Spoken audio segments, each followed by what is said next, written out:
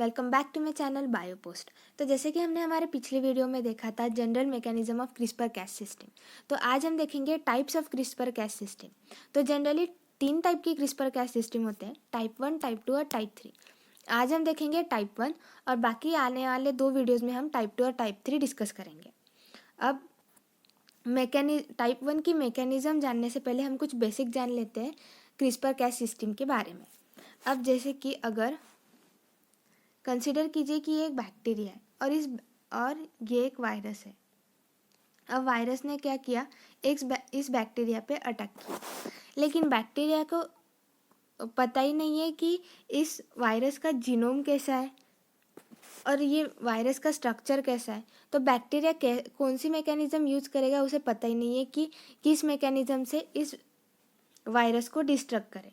तो बैक्टीरिया क्या करता है, तो बैक्टीरिया जनरली ये जो वायरस है इस वायरस के कुछ जीनोम को चुरा लेता है, यानी कि पिकअप कर लेता है। अब ये जो डीएनए जो बैक्टीरिया फाज के डीएनए से चुरा लेता है इसे हम प्रोटोस्पेसर कहते हैं, प्रोटोस्पेसर।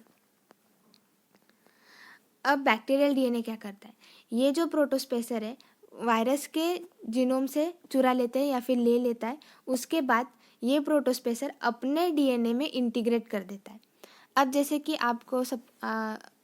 जैसे कि हमने हमारे पिछले वीडियो में देखा था लोकस ऑर्गेनाइजेशन ऑफ क्रिस्पर। तो कंसिडर कीजिए कि ये जो पर्पल में ड्रॉ कर रही हूँ ये सारे क्रिस्पर रिपीट्स हैं और इनके बीच में क्या होता है, इनके बीच में होता है स्पेसर। ये जो ब्लू में मैं ड्रॉ कर रही हूँ वो है स्पेसर। अब बैक्टीरियल डीएनए क्या करता है, बैक्टीरियल डीएनए ये जो प्रोटोस्पेसर है ये प्रोटोस्पेसर 2 क्रिस्पर रिपीट्स के बीच में लाइगेट कर देता है या फिर इंटीग्रेट करता है। अब जैसे कि ये एक क्रिस्पर रिपीट है, ये एक क्रिस्पर रिपीट है और ये एक क्रिस्पर रिपीट है। तो बैक्टीरियल डीएनए क्या करता है, ये जो प्रोटोस्पेसर है इसे यहाँ पे इंटीग्रेट कर देता है। अब ये यहाँ पे इंटीग्रेट हो गया, तो ये पूरा जो है ये लोकस ऑर्गेनाइजेशन हो गया बैक्टीरियल डीएनए का, बैक्टीरियल डीएनए का। आई होप यहाँ तक आपको समझ में आ गया होगा कि हाउ बैक्टीरियल डीएनए वायरस के डीएनए को क्लीव करके वो जो प्रोटोस्पेसर है वो अपने डीएनए में इंटीग्रेट करता है। अब आगे की प्रोसीजर, अब आगे क्या होता है, अब जैसे कि आपने देखा कि 2 क्रिस्पर रिपीट्स होते हैं और 2 क्रिस्पर रिपीट्स के बीच में एक प्रोटोस्पेसर रहता है।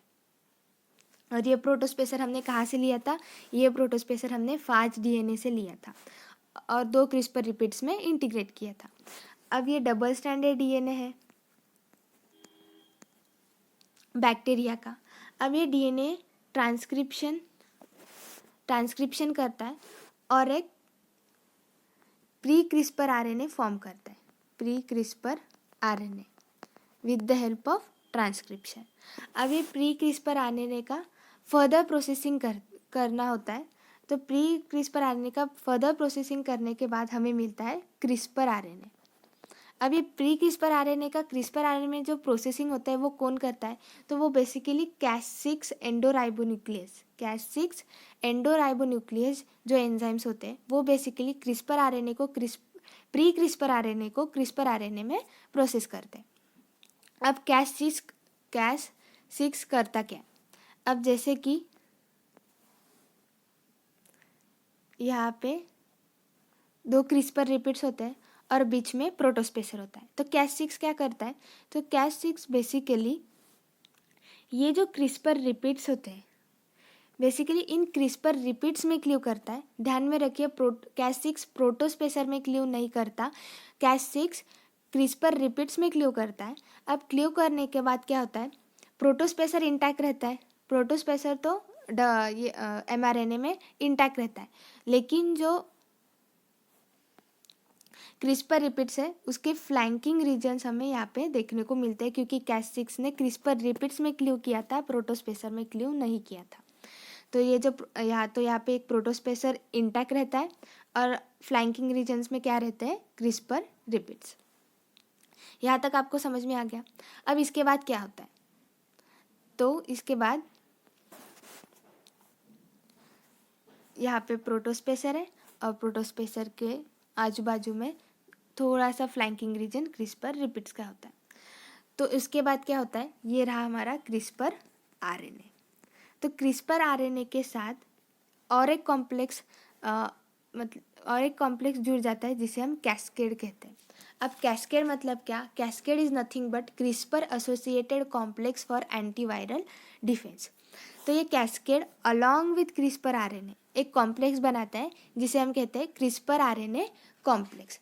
अब ये CRISPR RNA cascade complex along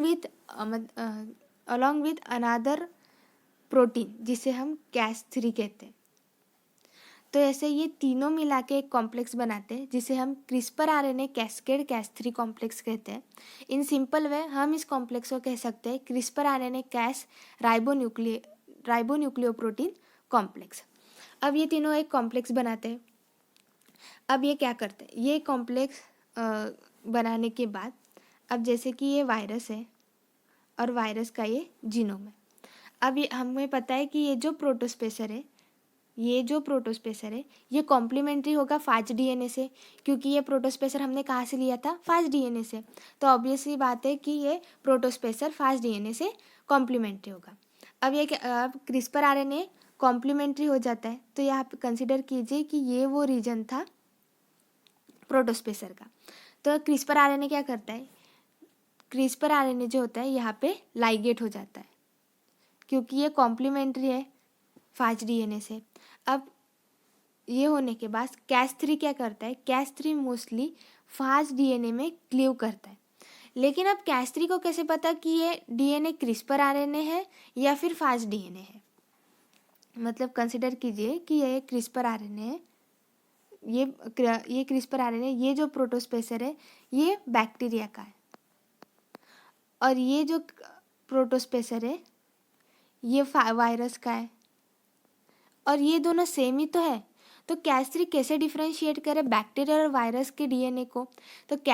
तो वायरस के जीनोम में यहाँ पे एक शॉर्ट सीक्वेंस होता है जो प्रोटोस्पेसर के एडजेसेंट ही होता है जिसे हम पैम सीक्वेंस कहते हैं। ये बैक्टीरियल डीएनए में नहीं होता, ये सिर्फ वायरस डीएनए में ही होता है। तो Cas3 क्या करता है, ये पैम सीक्वेंस को रिकॉग्नाइज करता है और फास्ट डीएनए में क्लीव करता है। अब Cas3 क्लीव करने के बाद क्या हो जाता है, जो वायरस का जीनोम है वो डिस्ट्रक्ट हो जाता है और इसी तरह बैक्टीरिया जो है अब खुद को वायरस से प्रोटेक्ट करता है।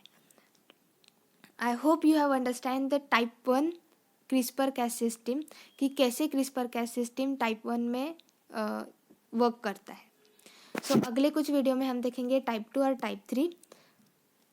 Please like, share and comment and subscribe to my channel. Thank you.